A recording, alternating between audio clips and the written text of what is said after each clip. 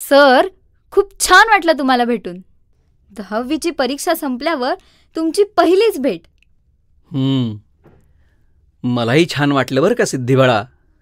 आता निकालाची वाट बघत असशील ना? हो सर. शाळेत असताना तू गुणी होतीस आणि आजही तशीच आहेस आणि पुढेही राहशील. हो सर. शाळेने आणि शिक्षकांनी एवढे चांगले संस्कार दिले आहेत ना की जगाच्या पाठीवर कुठेही गेलो तरी शाळेचं नाव राखणार हे नक्की. मग सध्या सुट्टीमध्ये काय करतेस तू? सध्या पुस्तकं वाचण्याचा सपाटा लावला आहे. अरे वा, खूप छान. कोणतं पुस्तक सध्या वाचत आहेस बाळा? छत्रपती शिवाजी महाराज यांच्यावरील बाबासाहेब पुरंदरे यांनी लिहिलेलं राजा शिवछत्रपती. वा वा वा. बाकी काही नसलं तरी चालेल माणसाला, पण पुस्तकं असतील तर तो समृद्ध होतो. या निमित्तानं तुमच्या पिढीला शिवराय चांगले माहिती होतील. हो सर, अगदी बरोबर. महाराजांनी स्वराज्यासाठी खूप कार्य करून ठेवलं आहे. शिवराय म्हणजे आपला श्वास आहेत. महाराज आज हयात नसले तरी महाराजांचे विचार आजही आपल्याला प्रेरणादायी आहेत. त्यांचं कार्य पुस्तकातून तर कळतंच, पण शिवसृष्टीसारख्या थीम पार्कमधून ते जास्त अधोरेखित होतं.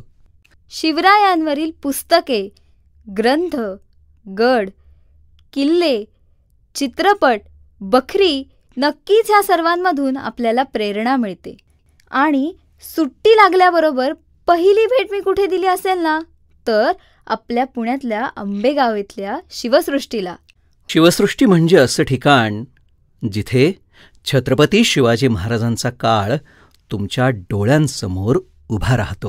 श्रीमंत योगी आज्ञापत्र, आग्र्याहून सुटका हा प्रसंग, शस्त्रदालनातील शस्त्रे, सिंहासनाधीश्वर राज्याभिषेक, या भव्य दालनात छत्रपती शिवाजी महाराज यांच्या राज्याभिषेक सोहळ्याचे साक्षीदार बनण्याची संधी मिळते. शिवाय तलाव आणि भवानी मंदिराचे बांधकाम देखील पूर्णत्वाच्या मार्गावर आहे.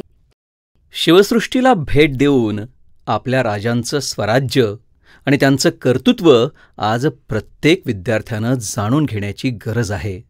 अगदी बरोबर सर. शिवरायांच्या विचारांमधील एक जरी विचार मनात ठेवून तो विचार आपण आपल्या वागणुकीतून किंवा कृतीतून केला तर शिवरायांना ते खरे अभिवादन ठरेल.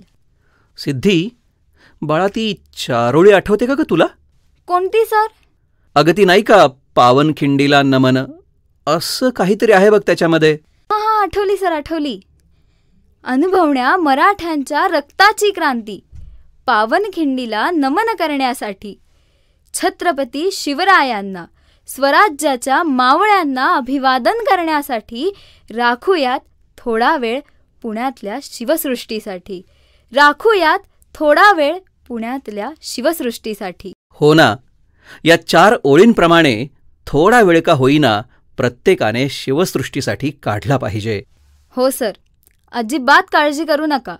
ह्या सुट्टीतच काय, नेहमीच तरुणाई शिवसृष्टीला भेट द्यायला येईल.